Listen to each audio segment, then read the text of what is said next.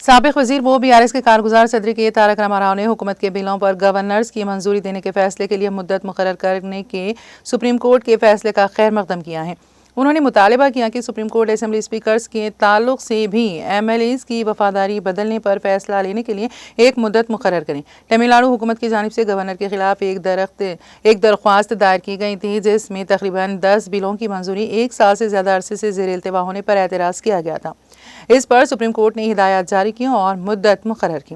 X سابقہ Twitter پر اظہار خیال کرتے ہوئے راما راؤ نے کہا کہ BJP اور کانگریس دونوں نے کئی مواقع پر گورنر کے ادارے کا غلط استعمال کرتے ہوئے حکومت میں رکاوٹیں پیدا کی۔ انہوں نے کہا سپریم کورٹ کو اسمبلی اسپیکرز کی جانب سے آئین کے کھلے عام غلط استعمال کا بھی نوٹ لینا چاہیے اور MLAs کی وفاداری تبدیلی کے مقدمات پر فیصلہ لینے کے لیے مدت مقرر کرنی چاہیے۔